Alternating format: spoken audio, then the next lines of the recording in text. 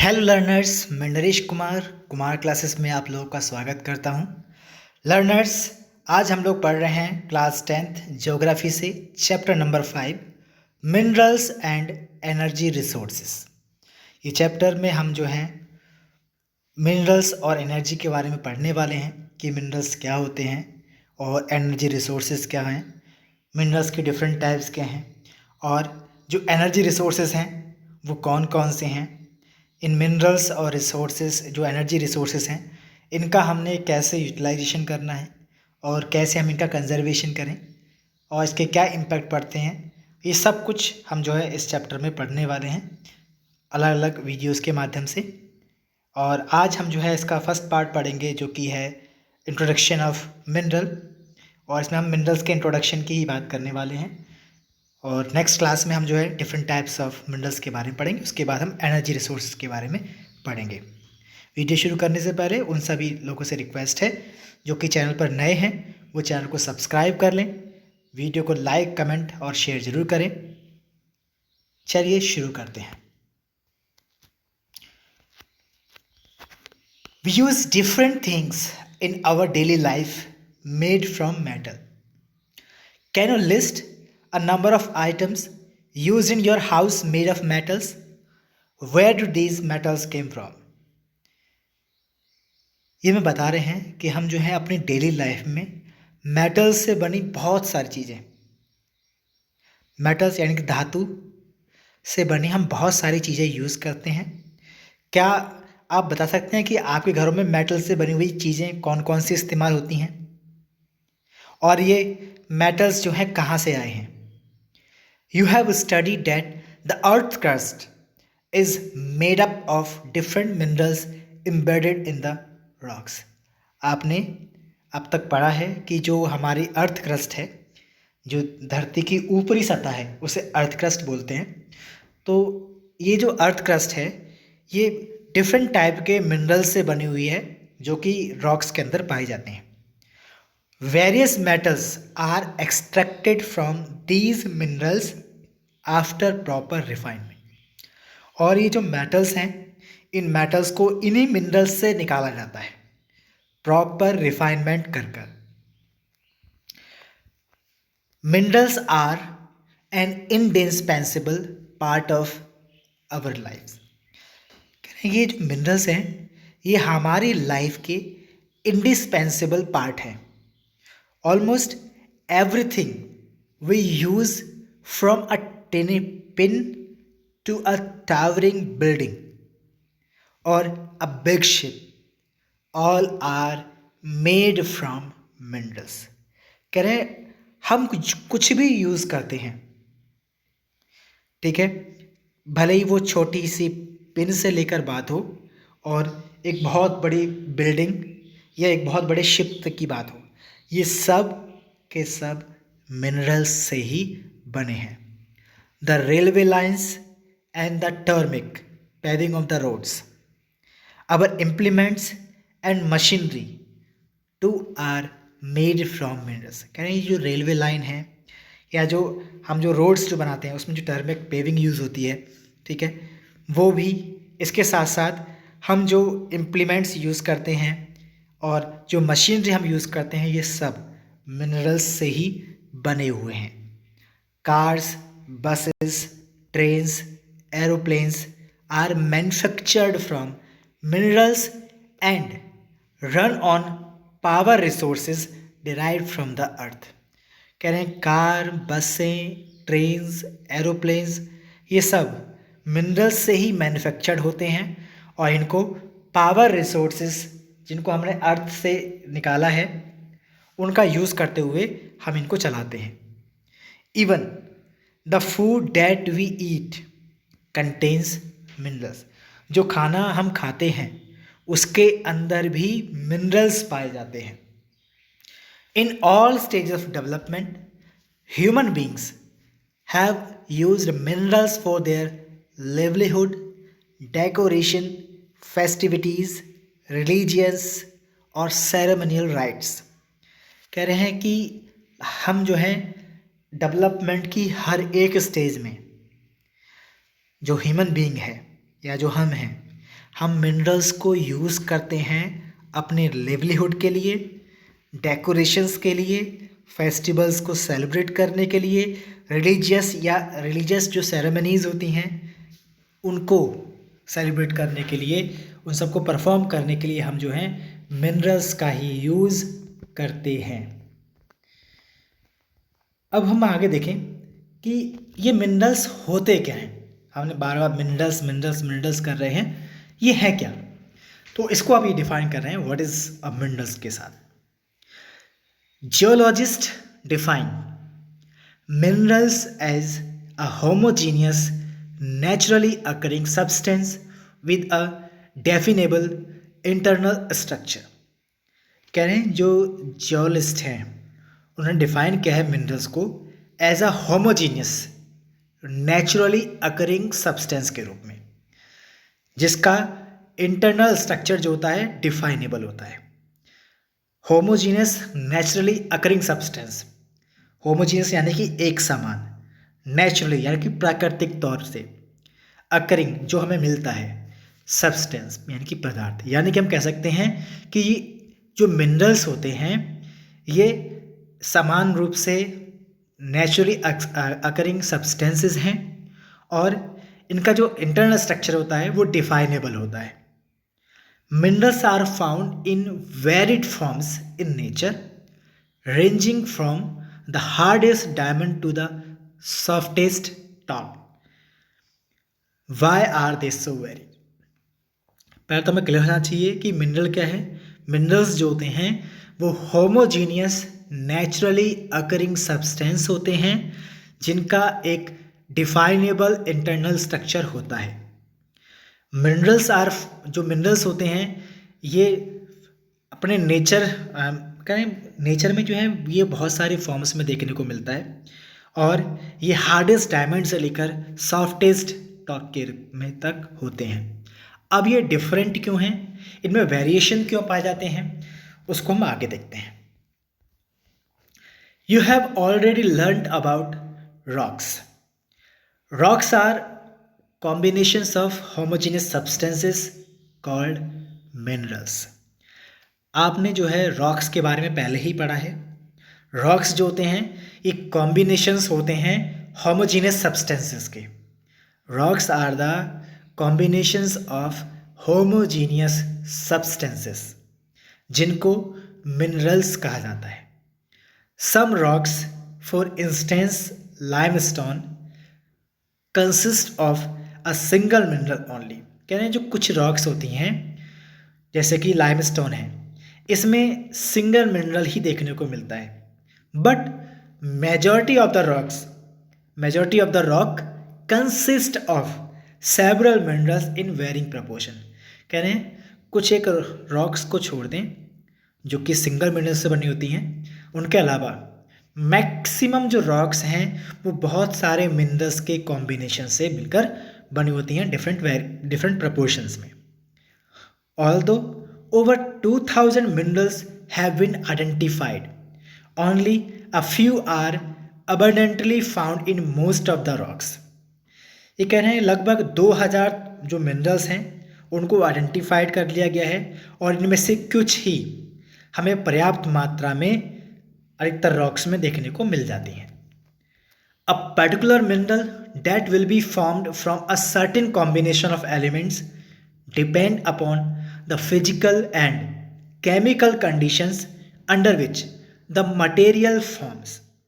This in turn results in a wide range of colours, hardness, crystal forms, lustre and density that a particular mineral possesses।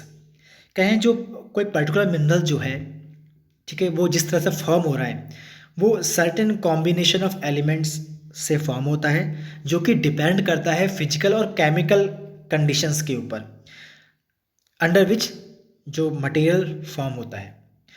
इसके term में अगर हम कहें जो wide range हमें result के रूप में देखने को मिलती हैं जिसमें कलर्स की वाइड रेंज होती है, हार्डनेस भी अलग तरीके की देखने को मिलती है इन मिनरल्स की, क्रिस्टल फॉर्म्स भी अलग अलग हमें देखने को मिलता है, लस्टर इसका अलग देखने को मिलता है, इसका इनकी डेंसिटी भी हमें अलग अलग देखने को मिलती है पर्टिकुलर मिनरल्स में। Geologist use these properties to classify the minerals.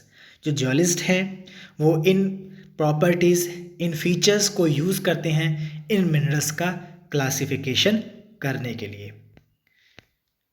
However, for general and commercial purposes, minerals can be classified as under mode of occurrence of minerals।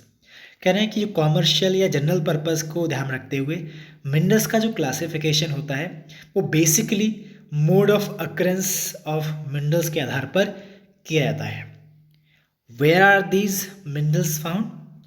ये मिनरल्स कहाँ देखने को मिलते हैं, तो अब हम इसको बाद में पढ़ने वाले हैं। Minerals are usually found in ores. Minerals जो होते हैं ये बेसिकली हम लोगों को ओर्स, खदानों में देखने को मिलते हैं। The term ore is used to describe an accumulation of any mineral mixed with other elements. Basically हम जो है इसकी जब बात करते हैं, ओर्स की हम बात जब करते हैं, तो हम लोग कह रहे हैं कि जो ओरल्स होते हैं, ओर्स जो होते हैं, बेसिकली ये इनको हिंदी में अयस्क कहा जाता है और ये हमें माइंस में देखने को मिलते हैं, खदानों में देखने को हमें मिल जाते हैं। बेसिकली ये एक्चुअल में होते क्या हैं, ओर्स होते क्या हैं? The term ore is use to describe an accumulation of any mineral mixed with other elements. Ore का मतलब एक्यूमुलेशन ऑफ एनी मिनरल होता है जब मिनरल किसी दूसरे एलिमेंट या किसी दूसरे मिनरल के साथ जो है मिक्स्ड हो जाता है, तो इसको जो है ओर कहा जाता है। और यहीं पे एक पीछे एक वर्ड आया था लस्चर। लस्चर का मतलब होता है शाइनी। लस्चर का मतलब होता है शाइनी और स्मूथ, जिसकी वजह से चमक आती है, इसके ऊपर लाइट जो है शाइन करती है। The mineral content of the ore must be in sufficient concentration to make its extraction commercially viable। ये कह रहे हैं कि ये जिसका जो सफिशिएंट जो कंसंट्रेशन हमें देखने को मिलता है उसकी वजह से इसका एक्सट्रैक्शन जो है कॉमर्शियली वायबल है, यानी कि हम कह सकते हैं कॉमर्शियली सही है। नहीं तो बेसिकली एक्सट्रैक्शन, अगर ये इनका कंसंट्रेशन, मिनरल्स का कंसंट्रेशन मतलब एक जगह पर इकट्ठा होना, अगर ये जो मिनरल्स हैं हमें एक जगह पर इकट्ठे नहीं मिलते हैं, तो इससे इनके एक्सट्रैक्शन जो है इतना इजी नहीं होता है, इनको वहाँ से निकाला आसानी से नहीं जा सकता है, क्योंकि इसकी कॉस्ट जो है ज़्यादा होती है इसको वहाँ से निकालने की। तो इसलिए जब देखते हैं कि हाँ इसका कंसंट्रेशन ज़्यादा है मिनरल्स का उस पर्टिकुलर एरिया में, तो वहाँ पर कॉमर्शियल पर्पज से जो है फिर इसका एक्सट्रैक्शन किया जाता है। The type of formation or structure in which they are found determines the relative ease with which mineral ores may be mined। करें जो टाइप ऑफ फॉर्मेशन है या स्ट्रक्चर जिसमें हमें वो मिनरल देखने को मिलता है, वो डिटरमाइन करता है कि कितना रिलेटिव ईज है हर एक मिनरल ओर्स के साथ जो कि जिसकी हम माइनिंग कर रहे हैं। This also determines the cost of extraction, और ये इस बात को भी निर्धारित करता है कि उसको निकालने की, उसको एक्सट्रैक्ट करने की जो लागत है, जो कॉस्ट है, वो कितनी होगी। It is therefore important for us to understand the main types of formations in which minerals occurs. कह रहे हैं कि इसी वजह से ये बहुत ही इम्पॉर्टेंट हो जाता है इस बात को समझना कि मेन टाइप्स ऑफ फॉर्मेशंस कौन कौन से हैं जिसमें मिनरल्स बनते हैं। तो बेसिकली हम बात कर रहे हैं डिफरेंट फॉर्म्स ऑफ मिनरल्स जो कि जनरली अकर होती हैं। तो पहली हमारे पास है in igneous and metamorphic rocks. In igneous and metamorphic rocks minerals में occur in the cracks, crevices, faults और जॉइंट्स। ये कह रहे हैं कि जो इग्नियस और जो मेटामॉर्फिक रॉक्स होती हैं इनमें जो मिनरल्स हैं वो हमें बेसिकली क्रैक्स, क्रेविसेस, फॉल्ट्स और जॉइंट्स में देखने को मिलते हैं। The smaller occurrence are called veins. जब कम मात्रा में हमें ये देखने को मिलते हैं, जब मिनरल्स हमें कम मात्रा में दिखाई देता है या मिलता है तो उसको वेन्स कहा जाता है। और जब ये मिनरल्स बड़ी मात्रा में होते हैं तो इनको वहाँ पर लॉट्स कहा जाता है। In most cases they are formed when minerals in liquid, molten and gaseous forms are forced upward through cavities towards the earth's surface। कह रहे हैं कि बेसिकली हमें जो मिनरल्स हैं ये लिक्विड, मॉल्टन या गैसेस फॉर्म्स में जब इनको फोर्स किया जाता है upward through cavities toward the earth surface. Earth surface जो कैविटीज है अर्थ के नीचे, उसके द्वारा जब इस लिक्विड, मॉल्टन या गैसियस फॉर्म में मिनरल्स को जो है फोर्स किया जाता है अपवर्ड डायरेक्शन में, तो ये बेसिकली हमें तब देखने को मिलते हैं। They cool and solidify as they rise. ये जैसे जैसे ऊपर की तरफ आते हैं अर्थ सरफेस की तरफ, अर्थ के नीचे से, वैसे वैसे ये ठंडे होते चले जाते हैं और ये सॉलिड होते चले जाते हैं। Major metallic minerals like tin, copper, zinc and lead etcetera are obtained from veins and lodes. कह रहे हैं कि जो मेजर मेटालिक मिनरल्स हैं जैसे कि टिन, कॉपर, जिंक, लेड, ये सभी के सभी हमें बेसिकली वेन्स और लोड से देखने को मिल जाते हैं। दूसरी जो फॉर्म हमें देखने को मिलती है वो मिलती है सेडिमेंट्री रॉक्स में। इन sedimentary rocks a number of minerals occur in beds और layers.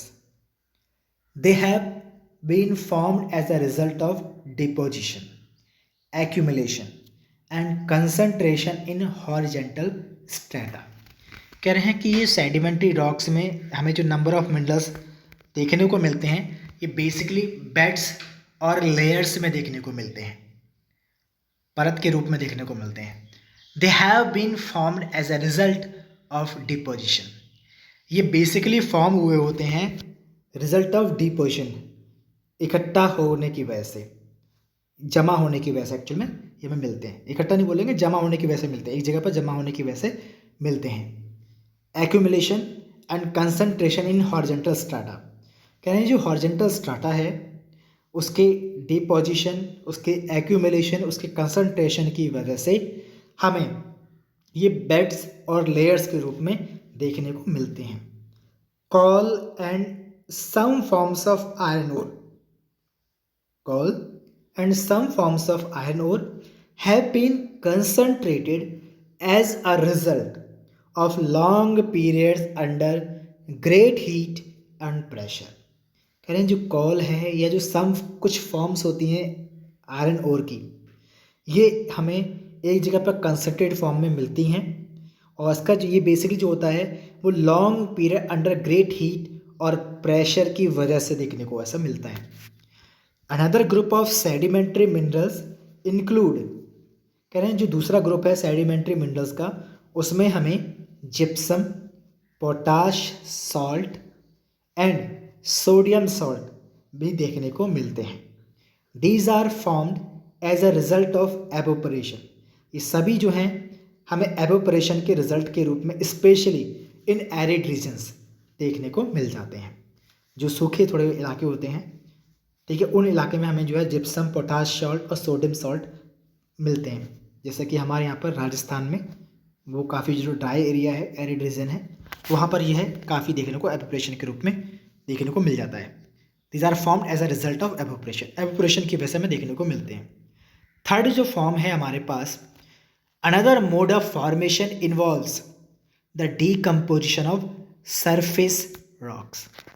जो दूसरा मोड है फॉर्मेशन का, इसमें डीकम्पोजिशन ऑफ सरफेस रॉक देखने को मिलता है and the removal of soluble constituents leaving a residual mass of weathered material containing ores।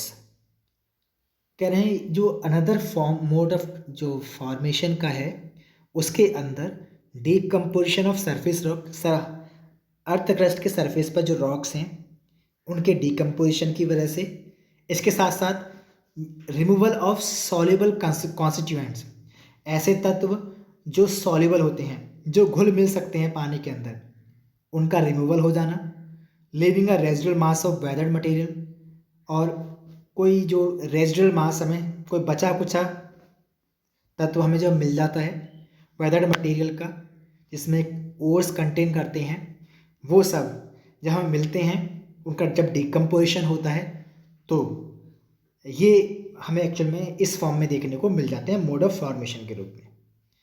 इसमें जो बॉक्साइट है वो इसी फॉर्म में जो है बनता है, या इस फॉर्म से हमें मिलता है देखने को।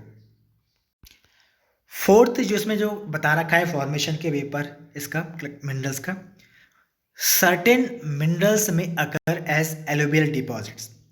कुछ मिनरल्स जो हैं हमें एलुवियल डिपॉजिट्स के रूप में भी मिलते हैं in sands of valley flowers and the valley floors and the base of hills. कह रहे हैं जो कुछ मिनरल्स हैं वो हमें एलुवियल डिपॉजिट्स जो कि सैंड ऑफ वैली फ्लोर्स और बेस ऑफ हिल्स में देखने को मिलते हैं। These deposits are called placer deposits.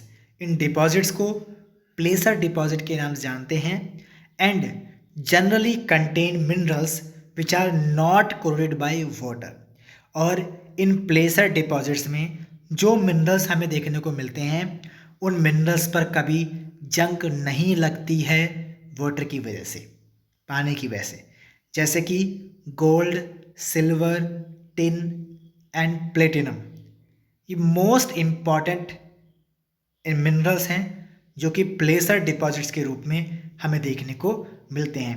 ये बेसिकली जो वैली फ्लोर्स होते हैं, जो घाटियाँ होती हैं, घाटियों की तली में जो रेतीली ज़मीन होती है वहाँ पर ये देखने को मिलते हैं।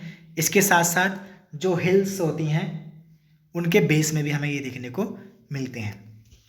और फिफ्थ है इसमें जो बता रखा है, फिफ्थ एंड लास्ट क्लासिफिकेशन, जो fifth and last mode of occurrence था इसका फॉर्मेशन का मिनरल्स का, वो है the ocean waters contains vast quantities of minerals but most of these are too widely diffuse to be of economic significance. कहें जो ocean waters हैं इसमें भी बहुत बड़ी क्वांटिटी में हमें मिनरल्स मिलते हैं, लेकिन इनमें से जो अधिकांश हैं वो बहुत ज़्यादा डिफ्यूज्ड होते हैं, जिसकी वजह से वो इकोनॉमिकली सिग्निफिकेंट नहीं होते हैं। However common salt, magnesium and bromine are largely derived from ocean waters। हालांकि इसके बावजूद कॉमन सॉल्ट जो होता है, साधारण नमक, मैग्नीशियम और ब्रोमाइन, इनको बड़े पैमाने पर ओशन वाटर से ही डिराइव किया जाता है। The ocean beds too are rich in manganese nodules.